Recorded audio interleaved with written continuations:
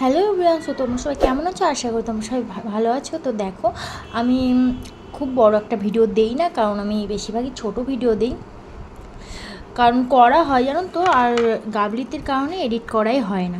তো দেখো, আজকেই যাচ্ছিলাম আমরা হলো বড় মার কাছে। তো আমি ভেবেছিলাম কি যে মানে যেই বড় মাটা হয় সেটা অনেক দিন মানে কালী পুজোর সময় হয়, তো ওটা দেখার ভীষণই আমার ইচ্ছা ছিল, ভীষণই মানে একটা শখ ছিল এটা বলতে পারো।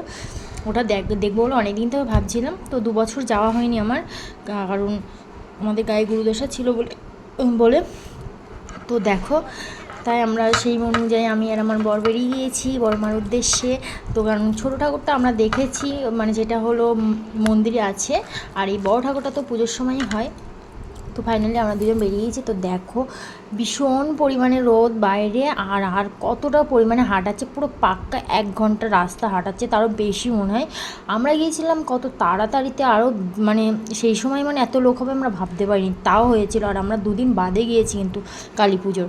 তাই দেখো কি ভিড় ছিল, মানে মানে লাইনের ভিতরেই, মানে লাইনটা আগাই না, যেমন দুর্গাপুজোর লাইনটা একটু আগায়, আর এই লাইনটা আগাই না, মানে অধৈর্য হয়ে যাচ্ছিলাম, মানে একদম মানে চেপে দিচ্ছিলো, এত ভিড় ছিল।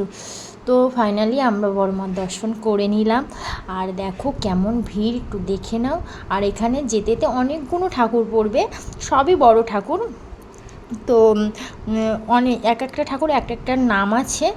তো ওখানে শান্তি মা আছে, অনেক অনেক নাম আছে। তো আমি অতটা জানি না, যেটুকুনি জানি সেটুকুনি তোমাদের সাথে বলছি।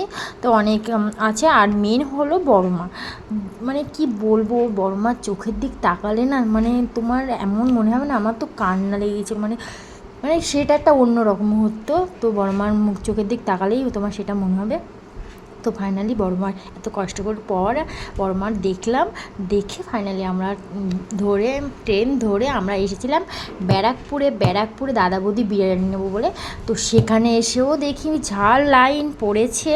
তো ফাইনালি একটু কম ছিল পার্সেলের লাইন, এই জন্য আমরা পার্সেলটা নিয়েই বাড়ি চলে এসেছিলাম। কারণ আমাদের পাড়ারও পুজো ছিল সেদিনকে, মানে প্রসাদ বিতরণ ছিল, তো তার জন্য আমরা সকাল সকাল বাড়ি চলে এসেছিলাম। তো দেখো এই যে বড় মার, তো দেখো দেখলে না তোমার একদম নিজের শরীরের ভিতর থেকে এমন একটা ফিল হবে না, শান্তির জায়গা একটা। তো দেখো এখান থেকে আমরা বাড়ি চলে। তো চলো এইটুকুনি আমার ভিডিও, আর অবশ্যই আমার ভিডিওটা ভালো লেগে থাকলে প্লিজ চ্যানেলটাকে সাবস্ক্রাইব করতে ভুলো না। তো চলো বাই।